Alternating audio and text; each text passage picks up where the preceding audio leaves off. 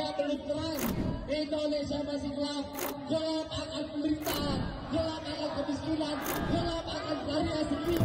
Dalam keadaan ini maka ada pertanyaan, mengapa reaksi begitu hebat mengangkat isu yang sebegitu frontal sementara pemerintahan baru bekerja sebentar? Menurut hemat saya, alarm ini dibunyikan dengan keras karena memang tidak ada satupun tanda, baik dalam 100 hari maupun sesudahnya, 1 bulan atau menjelang 2 bulan sebentar lagi ke depan, yang menegaskan bahwa ada langkah-langkah berani yang dramatis yang membuat orang merasa bahwa sedang ada perbaikan yang dikelola. Itulah yang membuat mereka merasa bahwa Indonesia gelap. Kegelapan ini menurut hemat saya sekarang harus disikapi seperti apa.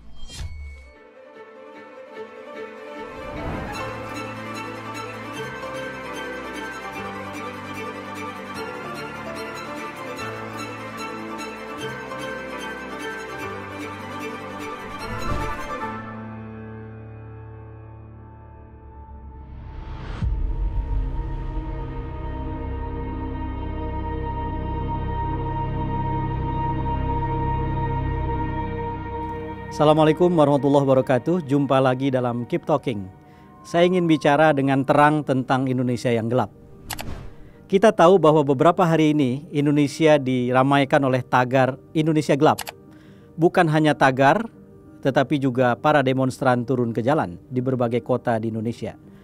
Dikelola oleh BEM seluruh Indonesia. Dan kita tahu kemudian tagar itu menjadi pembicaraan yang sangat ramai di mana-mana.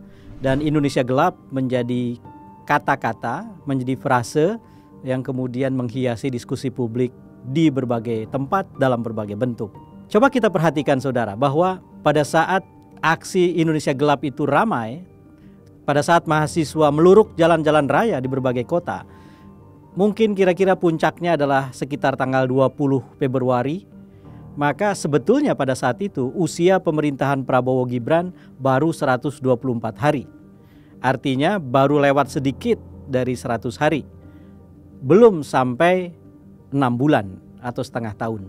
Dalam keadaan ini maka ada pertanyaan, mengapa reaksi begitu hebat mengangkat isu yang sebegitu frontal sementara pemerintahan baru bekerja sebentar?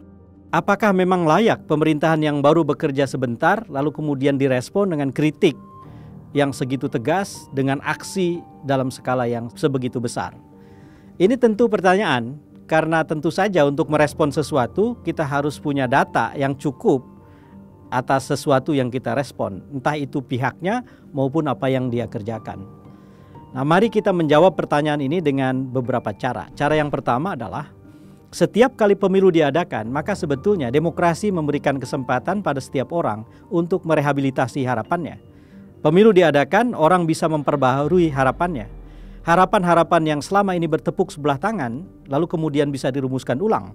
Dan kepada pemimpin baru, kepada pemerintahan baru, mereka alamatkan harapan itu. Itulah sistem kerja demokrasi di mana saja. Maka sebetulnya ketika orang berharap pada satu waktu, katakanlah 20 Oktober tahun 2024 ketika Prabowo Gibran dilantik, maka harapan itu akan diukur oleh setiap orang secara sangat subjektif dengan ukuran mereka masing-masing. Maka muncullah hal kedua yang harus kita ingat. Kalau pertama tadi demokrasi dalam kaitan dengan rehabilitasi harapan, soal yang kedua ini adalah biasanya dalam waktu yang sangat sebentar orang menilai tidak semata-mata dengan rasionalitas dan semua perhitungan detail atau rinci yang ia buat. Ia menilai dengan rasa yang bisa ia timbang. Penilaian berbasis rasa di dalam politik wajar saja. Karena politik sendiri misalnya memang mendefinisikan dan merumuskan beberapa jenis kebenaran yang dipahami oleh setiap orang. Ada yang disebut kebenaran emosional, bahwa orang bisa mendefinisikan sesuatu sebagai sebuah kebenaran, sebagai truth, ketika dia merasa secara emosional pada titik itu dia percaya itu benar. Misalnya warna dinding atau ruangan itu bisa mempengaruhi orang untuk mengatakan saya senang sekali ada di sini karena dindingnya berwarna hijau misalnya, karena dia suka warna hijau. Kebenaran seperti itu tidak bisa diperdebatkan. Rasa yang kemudian bermain. Nah, selain itu baru kemudian ada yang disebut sebagai kebenaran logis. Orang menghubungkan satu fakta atau peristiwa dengan yang lain, lalu kemudian dia merumuskan apa yang dia sebut sebagai yang benar dalam konteks itu. Ada juga kebenaran faktual, sesuatu yang memang benar terjadi dan orang tidak bisa berdebat. Seperti misalnya suhu di dalam ruangan tempat saya berada ini 20 derajat Celcius. Tak usah berdebat, ambil termometer, ukur saja. Ada kebenaran doktrinal. Ketika orang membahas kebenaran dari sisi doktrin, keyakinan-keyakinan doktrinal yang ditanam dengan berbagai cara, termasuk dan terutama lewat agama. Semua bentuk kebenaran dalam politik itu bekerja. Dan karena itu ketika sebelum setengah tahun pemerintahan Prabowo Gibran bekerja, orang sudah bisa menilai karena mereka menaruh harapan dan kemudian mereka menilai dengan rasanya. Ini tidak bisa disalahkan. Jadi tidak ada yang bisa mengatakan bahwa wah, ini adalah kebodohan yang nyata. Pemerintah baru jalan sebentar, kritiknya sebegitu lugas dan keras, seperti tidak memberi kepercayaan dan kesempatan. Tidak di situ titik soalnya. Jadi titik soalnya adalah dalam waktu yang pendek orang akan menilai dengan rasanya. Rasa yang subjektif sebetulnya juga tidak sepenuhnya subjektif. Karena setiap orang dalam kehidupan sosial ekonomi hidupnya sehari-hari dikungkung oleh keadaan-keadaan tertentu yang menghimpit ia atau mereka. Keadaan itulah yang kemudian mereka terjemahkan menjadi harapan dan menjadi bagian dari penilaian tentang rasa. Nah, menurut saya pada titik ini maka absah saja ketika ada gerakan dalam waktu di mana pemerintahan masih seusia jagung. Indonesia belum pulang, kawan-kawan. Indonesia belum pulang. Indonesia masih gelap. Gelap akan penderitaan, gelap akan kemiskinan, gelap akan karya sendiri. Penjelasan yang ketiga, sebetulnya ada aspek rasional juga yang bisa dibuat. Artinya ketika warga atau rakyat menemukan pada pemimpinnya, pada pemerintahannya, banyak hal yang berbenturan satu dengan yang lain, tidak konsisten. Apa yang dikatakan dengan apa yang dikerjakan, atau apa yang dikatakan saat ini dengan apa yang dikatakan berikutnya, maka kemudian orang bisa merasa kecewa. Dan kekecewaan itulah yang kemudian melahirkan definisi mereka tentang gelap atau terangnya keadaan di sekitar mereka. Jadilah tagar Indonesia gelap. Apa maksudnya? Misalnya ketika Presiden Prabowo terus menggemakan soal penghematan misalnya, pada saat yang sama banyak orang menilai bahwa langkah-langkah pemerintahan itu jauh dari penghematan. Membuat birokrasi yang sebegitu besar, membuat kabinet atau pemerintahan yang besar dengan banyak sekali kementerian, dengan memperbanyak menteri koordinator, dengan memperbanyak jabatan wakil menteri, dengan mendirikan badan-badan dan lain-lain. Itu semua bukan bentuk penghematan. Jadi ucapannya hemat tapi tindakannya sebaliknya. Ketika presiden membawa rombongan dalam kunjungan ke luar negeri misalnya beberapa kali, orang juga bisa menilai apakah rombongan itu pergi dengan prinsip penghematan atau tidak. Kalau ternyata skala rombongan yang dibawa, jumlah pesawat yang diikut sertakan dan seterusnya menimbulkan kesimpulan bahwa bukan penghematan yang sedang terjadi, maka orang melihat bahwa ada kontradiksi yang amat sangat tegas antara pernyataan kita harus berhemat dengan apa yang dikerjakan pemerintah pada saat yang sama. Di Dubai, pada saat hari Valentine kemarin, bagi mereka yang merayakan, 14 Februari, Presiden dengan tegas mengatakan bahwa Indonesia menghadapi persoalan korupsi yang amat luar biasa. Beberapa hari yang lalu, kita tahu bahwa Danantara diluncurkan.